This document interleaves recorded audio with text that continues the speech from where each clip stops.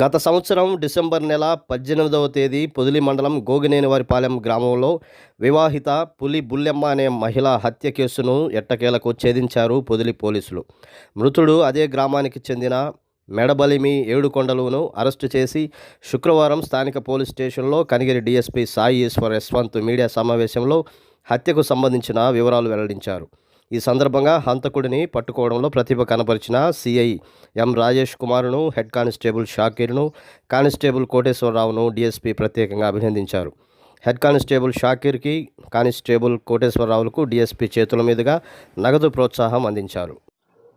మనకు పొదిలి మండలం గోగినేనివారిపాలెం విలేజ్లో డిసెంబర్ 18వ తేదీన ఒక మర్డర్ జరిగింది. నైట్ టైం ఒక ఇంట్లో ఒంటరిగా నిద్రిస్తున్నటువంటి మహిళ మీద అత్యాచారం చేయబోయి అక్కడ సబ్సిక్వెంట్గా మర్డర్ అనేది జరిగింది. అప్పటి నుంచి ఇప్పటిదాకా మనకు చాలా సీసీటీవీ కెమెరాస్ వెతికాము, సిడిఆర్స్ ఇట్లాంటి డేటా అనాలిసిస్ చాలా చేసిన తర్వాత మనకు లాస్ట్కి ఎవరైతే మర్డర్ చేస్తారో ఆ పర్సన్ని మనము ఐడెంటిఫై చేసి అరెస్ట్ చేయడం జరిగింది ఈరోజు.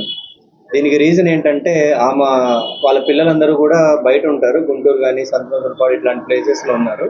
ఆమె ఇంట్లో ఒంటరిగా నివసిస్తూ ఉంది. వాళ్ళ హస్బెండ్ కూడా 6 months బ్యాక్ చనిపోవడం జరిగింది. ఇంట్లో పడుకున్నప్పుడు కూడా ఆమె సేఫ్టీ మెజర్స్ కొద్దిగా తీసుకోలేదు, అంటే లోపల గడి వేసుకోవడం కానీ ఇట్లాంటివి ఏమి చేయకుండా ఉన్న రీజన్తో ఆమె పేరు వచ్చేసి పులి బుల్లెమ్మ. ఇప్పుడు మర్డర్ చేసిన అతని పేరు మేడబలిమి ఏడుకొండలు.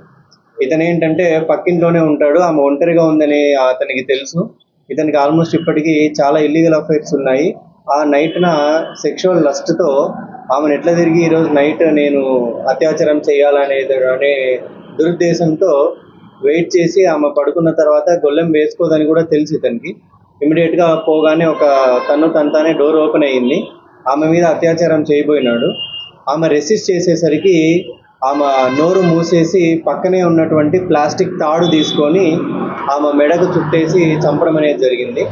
చంపిన తర్వాత అతను అక్కడి నుంచి సబ్సిక్వెంట్గా పారిపోయినాడు. మనకు సీసీటీవీస్, సిడిఆర్స్ ఇట్లాంటివి ఏవి లేకపోవడంతో మనకి 1.5 month టైం పట్టింది ఈ కేసుని చేస్ చేయడానికి. ఎనీవే సబ్సిక్వెంట్గా 1.5 month కంటిన్యూస్ ఎఫర్ట్ పెట్టి ఎట్లయినా సరే ఈ మర్డర్ కేసుని చేస్ చేయాలని జిల్లా ఎస్పీ గారి ఆదేశాల మేరకు సిఐ గారు టీంని ఫామ్ చేసి 1.5 month నుంచి కంటిన్యూస్ ఎఫర్ట్ పెడితే మనకు ఈరోజు రిజల్ట్ అనేది లభించింది. ఇమీడియట్గా ఇతన్ని రిమాండ్కి ప్రొడ్యూస్ చేసి నెక్స్ట్ ఇన్వెస్టిగేషన్ కంటిన్యూ చేస్తాము. సో ఇవన్నీ ఈ కేసుకి సంబంధించిన డీటెయిల్స్. ఈ కేసులో ఇంత ఎఫర్ట్ పెట్టి మంచి రిజల్ట్ తీసుకొచ్చినటువంటి సిఐ గారికి, వాళ్ళ టీంకి అప్రిషియేషన్స్ తెలియపరుస్తున్నాము. Thank you.